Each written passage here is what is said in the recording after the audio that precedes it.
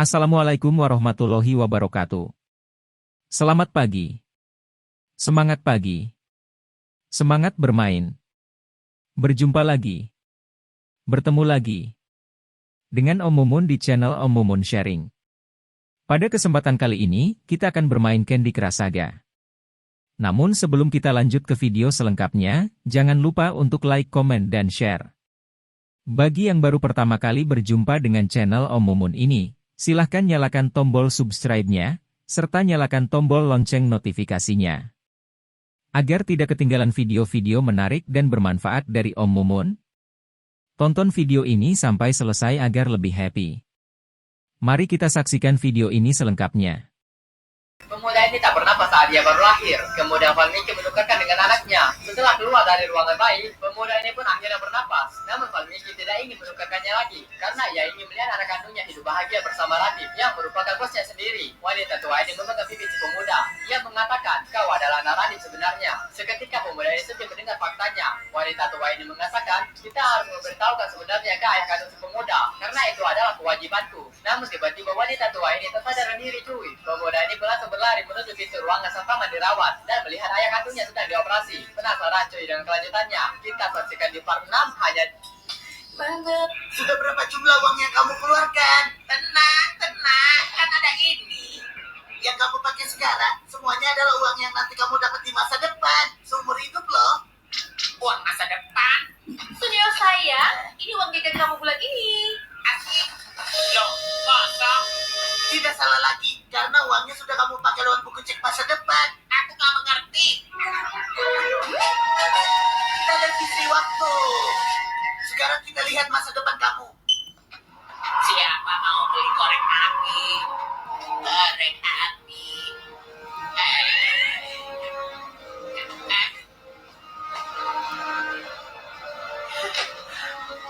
Terima kasih banyak. Terima kasih banyak.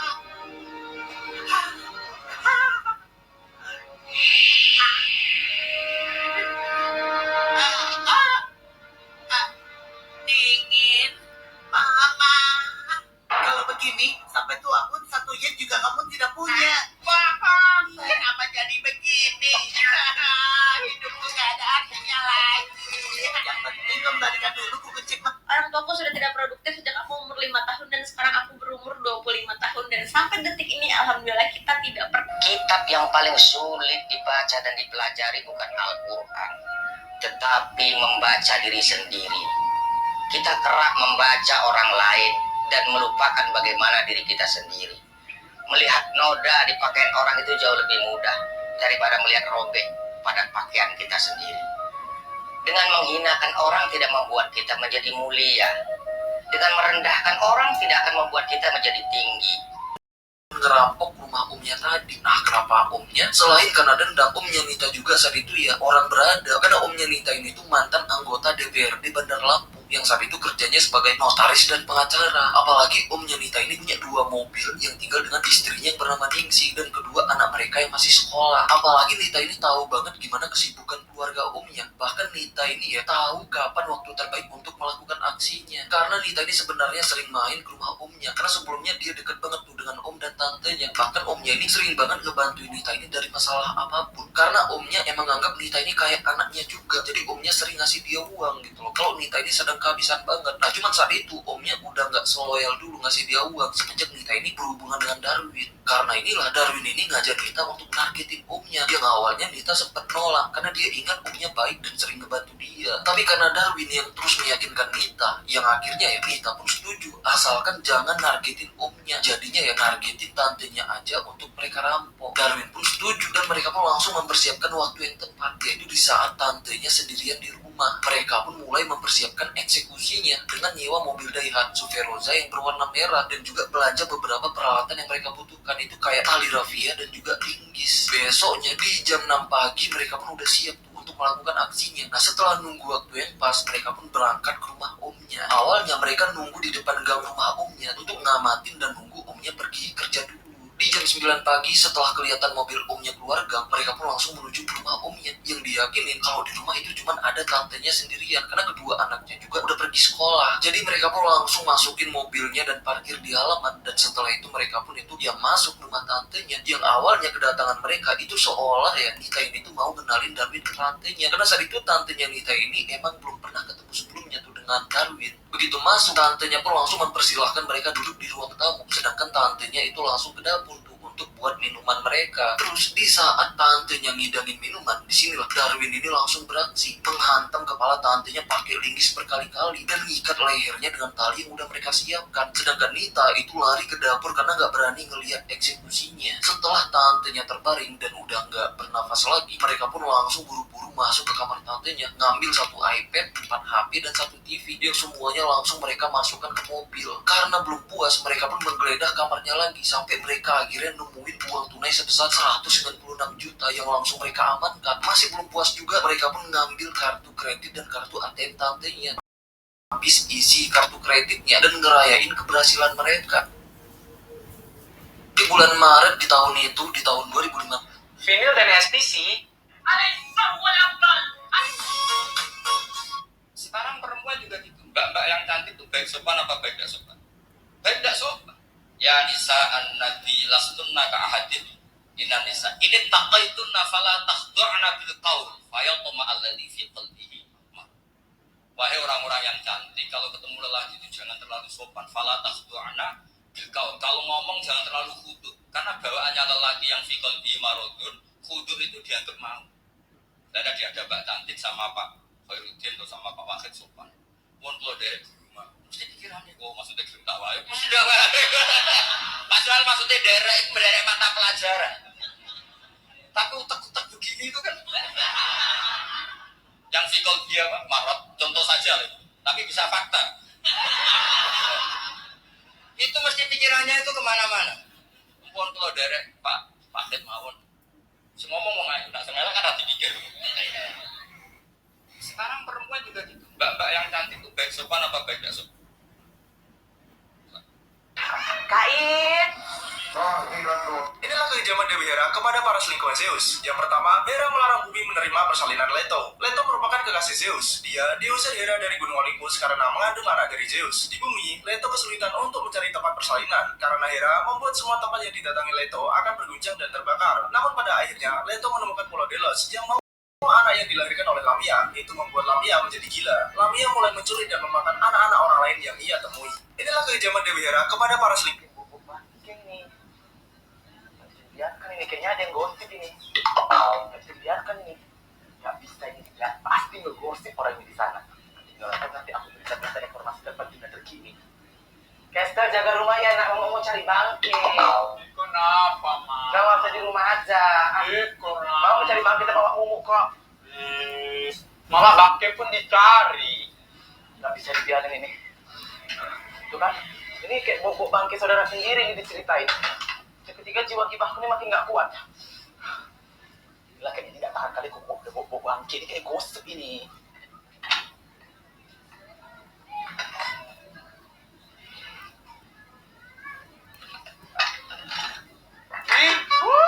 Mau kemana kau, Neng? Mau cari bangke. Suka kau ya makan bangke, Neng? Kenapa kuping kau kulian? Enggak loh, Neng. Bukan sombong loh. Ini memang agak berat loh. Sumpah demi apapun aku gak nanya tadi. Gak nanya. Lebih penting lagi aku cari bangke. Neng, jangan lupa ya besok 5%-nya. Ya sabar Lati, belum lagi mulai jualan. Oh, kali kamu tak termas oke gini. Ya resiko kau lah itu, Neng. Yang penting kau harus bayar. Iya. Ayo cepat Google toh. Betul lagi. Lamongan support tadi. Penjahat yang terkenal di dunia maya ini sengaja memutar wajahnya di foto agar tidak dikenali, namun tidak kehabisan akal, polisi pun memutar balik wajahnya dan terbongkarlah wajah asli pria ini. Tahun 2007 ada seorang pelaku kejahatan yang bernama Christopher Neil yang merupakan buronan polisi dunia atau Interpol karena telah melakukan kejahatan pada anak. Dirinya dijuluki spiral face atau wajah berputar, yang mana foto dirinya diunggah di jejaring sosial dengan seorang anak laki-laki di sampingnya, namun wajah dari Neil sengaja diacak secara online untuk membingungkan petugas keamanan. Tidak kehabisan akal, Interpol dunia pun meminta para ahli dari berbagai negara yang bisa menguraikan gambar wajah secara acak tersebut. Gambar ini pun berhasil diputar. Gara-gara kenal Pak Waget naik Camry, waduh, kok saya kalah gitu. Kenal orang itu kan resiko. Mungkin dosen-dosen sini kalau kenal saya di Rembang juga resiko. Di sini gak ada cium tangan biasa, di sana wah gak enak jadi dosen. Jadi memang harus dibatasin. Sekiranya mungkin orang terdekat, karena latamun dan nanawa ainaika ilam, kamu jangan sering melihat orang lain yang mungkin secara lahir dapat nikmat yang lebih tinggi dibanding Anda. Kalau kamu gak bisa ngelola hati Anda bisa hasut, Anda bisa dengki. Paling tidak Anda bisa tidak syukur. Saya ini termasuk kiai yang gak suka dekat sama orang-orang top. Bukan karena pernah heran nggak sih kenapa kalau misalkan baju-baju olahraga tuh tipis-tipis tapi harganya mahal banget? Selain karena si brandingnya, ya pasti ada dong isi-isinya yang spesial. Pasti nggak asing dong dengan istilah sweater cool atau dry fit. Nah, kalau olahraga beneran, pasti kan kalian pengen rasanya nyaman. Lo pengen bajunya itu cepat kering. Gimana sih bikin bajunya itu cepat kering? Sebenarnya itu ada dua cara. Satu, bisa dari si benangnya. Penjelasan singkatnya sih kenapa benangnya itu bisa quick dry, karena dia punya bentuk. Kalau misalkan kayak kita ngelihatnya secara cross section begitu ya, area sekelilingnya ibaratnya ada rongga-rongga lah, nyerapnya lebih cepat. Kedua, kalau misalkan kita pakai dia punya finishing, berarti layer terakhir, penyempurnaan terakhir. Telepon sama Pak Burhan, diangkatlah sama Agus kayak, Pak Burhan kenapa Pak? Pak Burhan tuh suara tuh kayak rada panik gitulah, ngomong ke Agus kayak, Gus kamu udah ngelewatin rumah tua di blok 3 itu belum? Agus nanya kayak, iya udah Pak, kenapa emang? Pak Burhan ngomong lah, Gus maaf Gus saya lupa ngasih tahu, kalau kamu jam 3 lewatin situ, kamu harus berhenti terus nyapa rumahnya. Kalau nggak penunggu rumahnya ngikutin kamu. Aduh. Nyapanya gimana Om? Ya kayak nyapa salam biasa gitu loh kan. Kayak maksudnya tuh ramah aja gitu ke rumah itu. Tapi si Pak Burhan belum ngomong ke Agus. Agus kan perlu tahu juga kan Bi akan hal ini kan. Bener-bener Agus tuh gelagapan banget lah dan takut banget. Jadi dia tuh mau ngomong apa, mau jawab apa juga diem. Bener-bener nggak ngomong sama sekali. Pak Burhan ngomong lagi lah akhirnya kayak, yaudah Gus kamu langsung balik aja ke sini. Gak usah ngeterin 2 blok lagi. Oke pak, makasih pak, kata Agus. Beres banget Agus matiin telepon. Tiba-tiba Agus denger dari belakang dia persis ada suara cewek kayak ngomong, berat nggak mas? Pas Agus nengok ke belakang, ternyata ada kuntilanak Bi. Nah, lagi ada di punggungnya si Agus ini. Jadi selama ini si Agus tuh ngegemblok kuntilanak yang dia lihat di rumah kosong itu. Jadi makanya dia ngerasa kayak berat banget jalannya itu. Ya karena ditemplokin sama kuntilanak itu. Jadi dia gendong kuntilanak. Iya benar. Dia tuh nggak ngurusin sepedanya, langsung lah dia diceritain lah sama Pak Burhan semuanya. Jadi kayak di tahun 70-an katanya di rumah itu tuh ada cewek yang meninggal karena diperkosa binat. Dan dia tuh bunuh diri di rumah itu. Terus jadinya dari saat itu sampai tahun 90-an orang-orang yang tinggal di sana tuh selalu digangguin sama si sosok cewek ini, apalagi yang tinggal di sana tuh cowok. Akhirnya di tahun 2000-an rumah itu kosong sampai sekarang, dan cowok-cowok yang lewat sana harus bener-bener kayak baik dan sopan gitu loh kalau lewat sana. Karena kalau misalnya enggak dan dia cuek aja kayak misal Agus lewat aja gitu di depan rumah itu, ya jadi kayak Agus digangguin kayak gitu. Dan kalau misalnya kenapa jam 3 sosok itu nongol, gue juga nggak tahu sih, tapi asumsi gue ya kayaknya karena si cewek ini bunuh diri jam 3 pagi. Wow, 1970 tadi lu bilang. Iya. Sekarang udah 2020-an dan rumahnya juga masih ada. Rumahnya masih ada, cuman baru kosong itu di tahun 2000-an. 30 tahun lebih. Iya udah hampir 30 tahun lebih banget sih. Oh berarti mungkin kenapa selalu cowok yang diganggu? Karena dia tuh punya rasa trauma kali ya Mui sama cowok. Iya bener, karena yang jelas kan dia diperkosa sama cowok kan. Dan pasti di tempat itu gak sih? Jadi makanya orang-orang cowok nih yang lewat sana ya pasti digangguin. Tapi kalau misalnya dia tuh gak ramah, dia tuh gak nyapa si tempat di mana si cewek ini meninggal kan. Jadi mungkin dia masih ngerasa dendam karena itu. Bentar Mui. Tadi lu bilang kompleknya itu isinya rumahnya gede-gede. Iya. Terus telepon sama Pak Burhan. Diangkatlah sama Agus kayak, Pak Burhan kenapa Pak?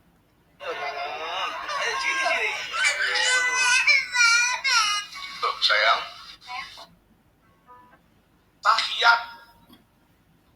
Tahiyat itu tasdidnya di mana? At-tahiyyatul. Mari. Pun. Terus syahadati adzan komat kali syahadati tahiyat itu beda. Syahadati tahiyat niku damel wawu wa. Syahadati adan komat ora sanggai wawu. Bocah cili-cili komat. Asyhadu an la ilaha illallah wa asyhadu anna Muhammad salah. Tanpa wawu. Asyhadu an la ilaha illallah, asyhadu anna Muhammad. Lek tahiyat damel wawu. Asyhadu an la ilaha illallah.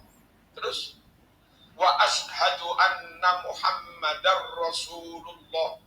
Wa asyhadu anna niku kadang nane didawakne kegawa padha karo dawane Allah. Asyhadu an la ilaha illallah wa asyhadu anna ngono Maria. Salah. Dan maknanya berubah nek disengaja batane salat. Wa asyhadu anna Muhammadar Rasulullah. Saya bersaksi tahiyat niku tas piramida Soko yang ada sekarang bukanlah bentuk utuhnya. Menurut saya, yang disebut piramida itu sebenarnya cuma sebuah prasada atau penunjang dari sesuatu yang disucikan di puncaknya. Prasada Dia ngintip kecil lah karena dia takutnya tiba-tiba ada apa-apa kan di luar kan. Ngecek lah ya. Iya, dia ngecek lah. Nah, pas Adis ngintip, dia tuh bener-bener ada kebingungan tapi takut juga sebenarnya. Karena Adis ngeliat di luar itu ada Bu Ani lagi berdiri sendirian, tangannya tuh kayak lagi ngegendong anak kecil gitu loh. Kayak gecer anak kecil gitu, kayak ngegendong anak kecil sambil humming. Cuman Adis ngeliat Bu Ani nggak gendong siapa-siapa. Jadi kelihatan Bu Ani ini tangannya kosong gitu. Iya, tangannya kosong tapi dia kayak orang gendong bayi gitu, kayak nimang-nimang gitu sambil humming. Nah, di situ Adis bener-bener merinding, Chef. Ngeliat kelakuannya Bu Ani kayak gitu kan.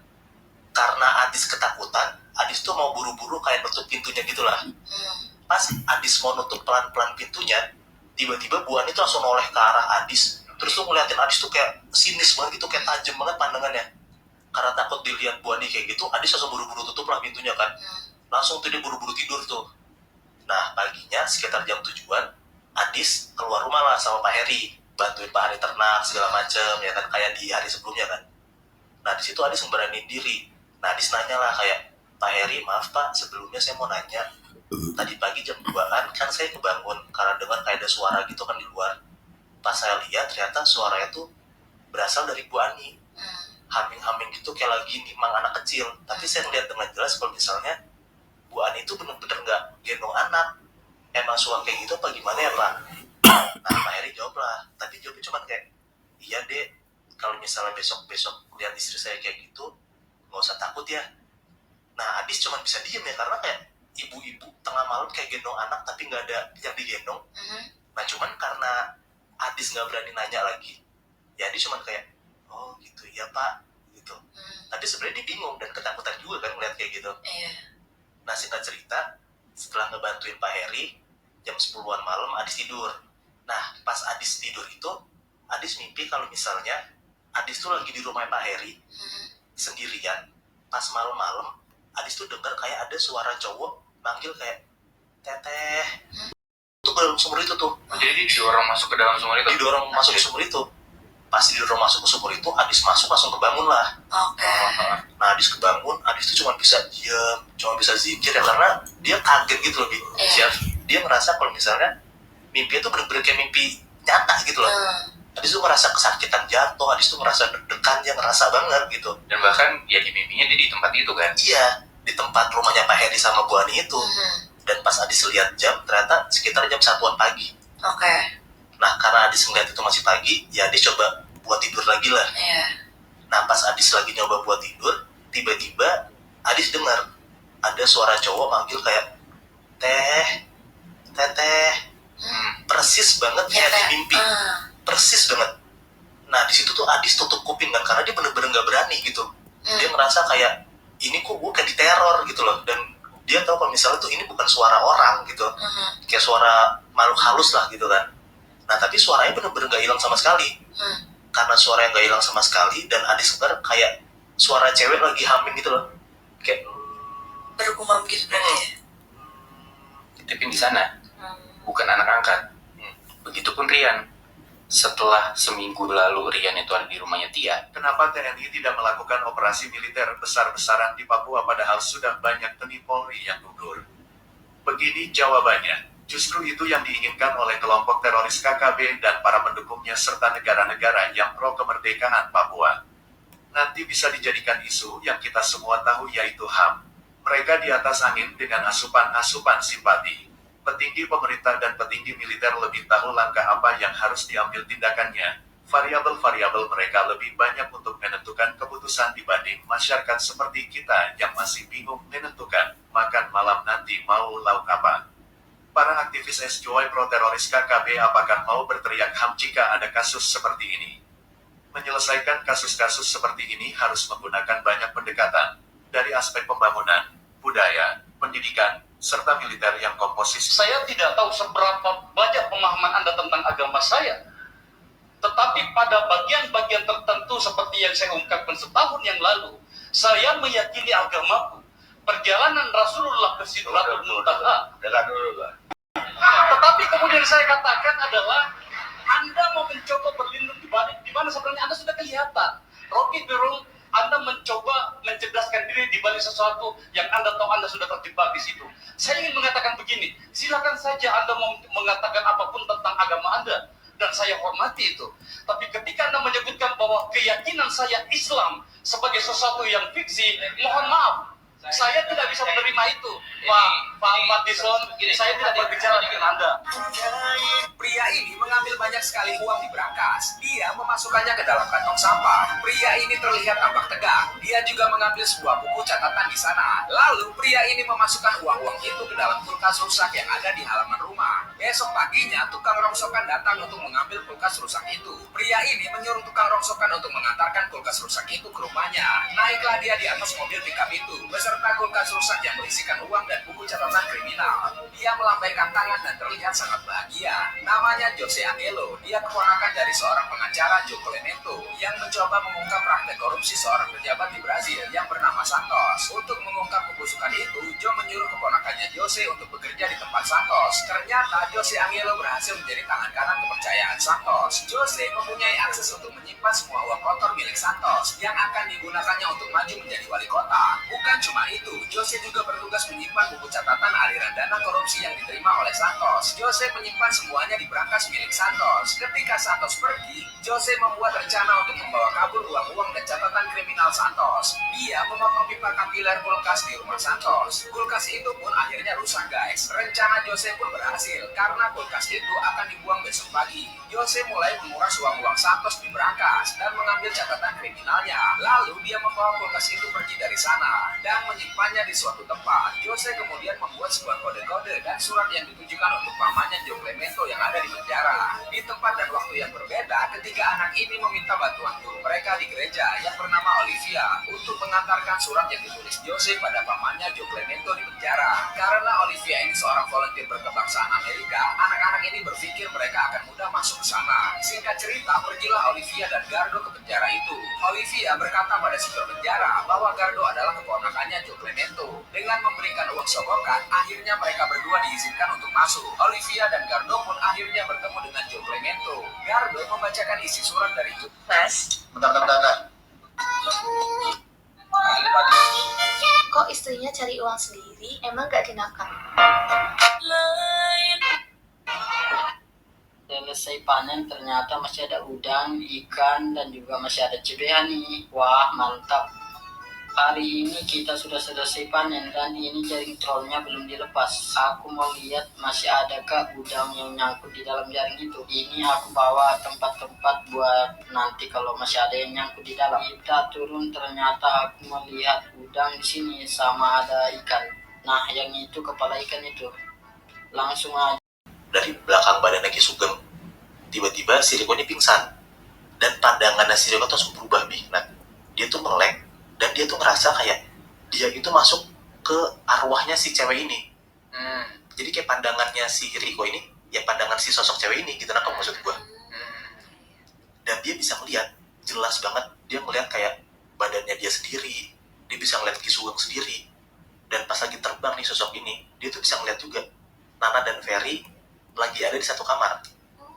dari dalam sosok arwah ini, Riko ngeliat lah, pas si Ferry sama Nana tuh lagi tiduran berdua di hotel. Dan tiba-tiba banget, si Ferry ini pas lagi mereka berdua lagi tidur nih, si Ferry langsung tiba-tiba teriak kenceng banget, Bi. Dan Ferry itu langsung keangkat gitu badannya kayak terbang gitu sambil muntah darah. Nah, si sosok inilah yang lagi narik Ferry sampai kaku sampai terbang. Nana cuma bisa nangis dan teriak doang ngeliat Ferry kayak gitu. Gak ada 1 menit, Bi. Nah, seketika Ferry itu langsung jatuh ke kasur lagi, badan dia kaku, dan dari semua lubang-lubangnya badannya Ferry itu keluar darah. Dari pori-porinya, dari matanya, dari hidungnya, dari mulutnya, pokoknya tuh semua tuh ngeluarin darah gitu loh. Shit. Dan seketika si Riko tuh langsung bangun dari pingsannya. Di situ tuh Ki Sugeng langsung ngomong kalau anaknya si Ferry itu udah meninggal. Caranya gimana? Nah, gue nggak tahu caranya gimana. Pokoknya mungkin kayaknya emang dikirim satu lagi kali gitu. Nah, arwah yang emang buat ngurusin si anaknya gitu, buat tumbalnya. Dan si Ferry-nya ini udah lemes banget, nggak berdaya. Karena setengah nyawanya dia udah dimakan sama sosok arwah cewek ini. Nah, si Riko denger itu bener-bener seneng banget lah. Dia puas banget, akhirnya dia bisa ngebalas dendamnya keselingkuhannya si Nana ini. Dan singkat cerita, sampai di Jakarta, Riko langsung ceraiin si Nana. Dan dia ngaku kalau sebenarnya yang nyelakain si Ferry itu ya Riko sendiri. Gila. Tapi emang gimana ya, lu gak tahu apa-apa dan istri lu baik-baik aja di depan lu, tiba-tiba lu tahu satu fakta yang lu cari tahu sendiri dan tiba-tiba ngagetin, emang bikin emosi banget sih. Cuman offside-nya. Terima kasih telah menyaksikan video Om Mumun bermain Candy Crush Saga. Sekali lagi jangan lupa like, komen, dan subscribe-nya. Terima kasih dan sampai jumpa di next video. Wassalamualaikum warahmatullahi wabarakatuh.